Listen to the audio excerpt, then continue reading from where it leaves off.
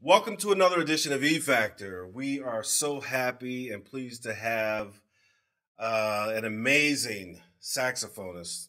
We'll not label him as jazz or classical, although he understands each tradition. Oh my goodness, this is really a trip for me today because I've known this guy for 20 some odd years. I'll just say it, about 28 years. We met for the first time. We were roommates at the Eastman School of Music in Rochester, New York for freshman year of college. I want you to just help me welcome the amazing, the musically articulate Mr. Dave Glasser. Hey, Dave. Hey, Pat, how are you? Hey, I'm great, man. How you feeling? Good, man. Play music, you always feel good, man. I hear you. I hear you. Sometimes we forget to allow that to be the case, you know.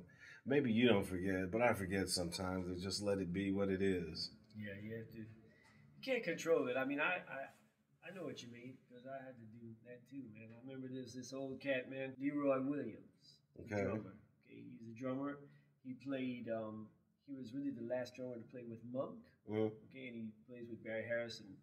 He's someone that has worked with me before, and he's been a sort of a mentor to me in many ways, you know.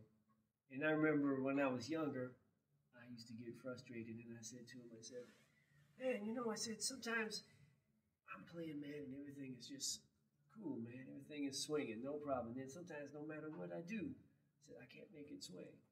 He said, well, man, that's where you're messing up. You can't make it swing. You have to let it swing.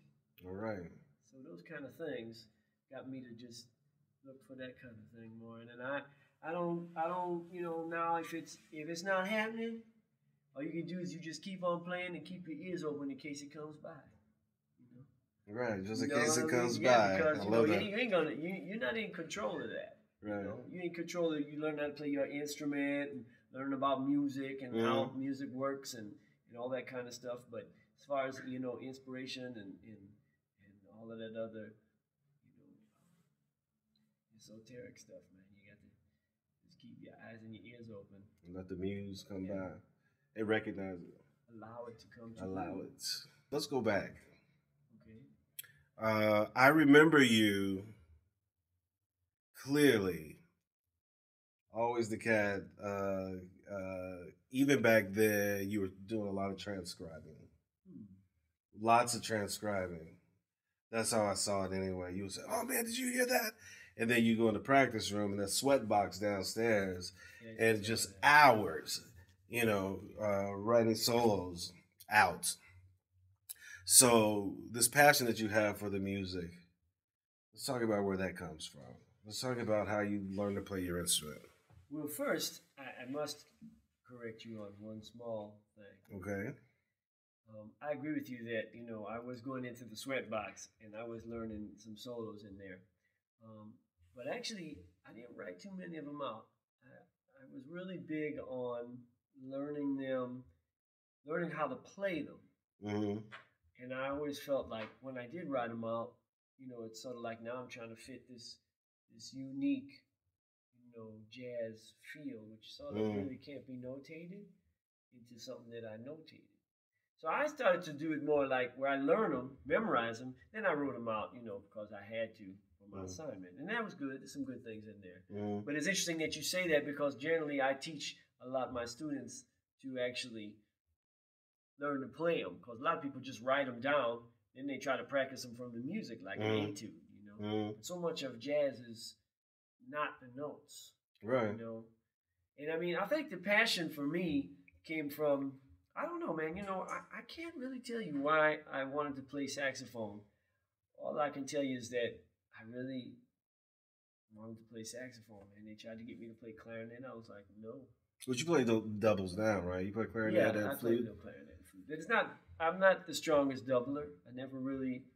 I always sort of wanted to play, I really wanted to play music because I wanted to play jazz. I mean, for me, that was what got me into the music, was the feeling of the music.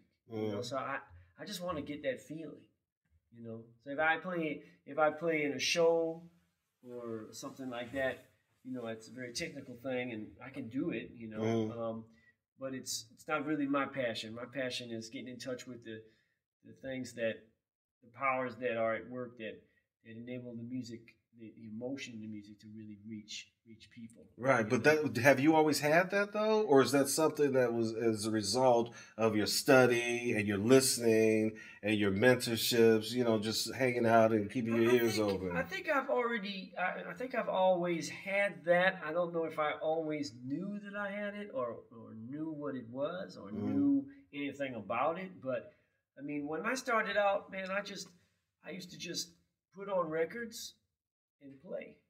I didn't know what was going on, man, in terms of, I mean, I'd figure out the melody, or somebody would teach me the melody, and I learned that, and then I would just practice blowing, and, you know, like along with Bird, Right. you know, at the same time. And then, you know, learning in school and playing in ensembles. And I always played by ear, actually. It was kind of funny because, you know, I was always pretty good at theory. Like in high school, we took classical theory, 4-part harmony, Bach. Where was that? At Music and Art High School in New York City. Yeah. And, you know, I did well in that 4-part harmony, and, you know, no parallel fifths, no parallel octaves, all that kind of stuff, secondary dominance and this kind of stuff. I did good with the technical aspect. But then, like, you know, when I played jazz, I didn't like to look and think about what the chords were. I don't know, somehow it interfered with you know, my ability to just hear and react to whatever. I mean, I guess it is that thing that we're talking about, you know, that mysterious essence that you know, I don't know, man. I mean, I've thought of it like that, but that's how I always played. So, but how are you hearing now? Is it do you throw all of that out of the window, like your knowledge of harmony and voice leading and all of that stuff? Is it automatic for you at this point in your improvisation? Or you just, I think it's automatic, but it's never really. I've never been the player to think about what the changes are. I mean, I know what the changes are. I mean, I could. But see, that's a tricky thing. Yeah. It's like you say, I know, but I don't really think about it. It's like if your ears are telling you, I mean, that's tricky. I follow my ear when I play. Okay. I mean, I play by ear, but I mean, I don't have perfect pitch or anything like that. I mean, if I'm playing on a song somebody wrote and it's got some different movements or some different sounds that I'm not familiar with, I'm not the kind of person. I mean, I could play by ear and probably figure some stuff out, but I'd be hitting and missing a lot. I'd be missing a lot. You know? I took your class too. I'm sorry to cut you off because I just recalled I was in your class. I came to visit you, and you were doing an improv class. And we're here at the new school, man. I sat in, and I said to myself, "Oh, let me get into this." You know, I think I was waiting for you. We were going to do something after, and I started writing it down.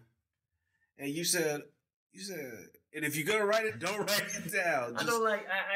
I'm kind of. I mean, I let people write things down now. You know, I'm mellowing it. But that wasn't your thing, though. I mean, No. And everybody in the class learned the solo, and they kept it in there. Right. It was in there. Right, but here's the thing. Like, see, when I came up, man, I fell in love with the feeling, man, of the music. Like the feeling of Dexter Gordon was one of my first influences. You know, Charlie Parker, Cannonball Adderley, Phil Woods. One of my first saxophone teacher was Lee Konitz, you know. So, I mean, I hung around with a lot of these cats a little bit. I mean, I listened to their music a lot, and I really liked that music, you know. And, you know, over the years, I ended up, you know, after Eastman, when I was at Eastman, okay, Barry Harris came there.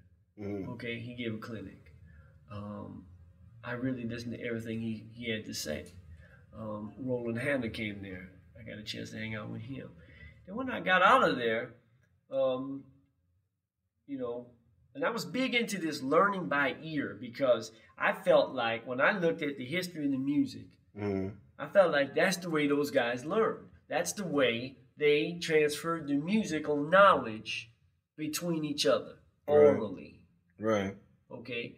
Now they didn't have the opportunity or the privilege to go to a lot of schools, you know. So they sort of had to figure it out for themselves. And jazz is something that was created, man, it's like a beautiful thing. It's like beauty from ugly, you know, beauty from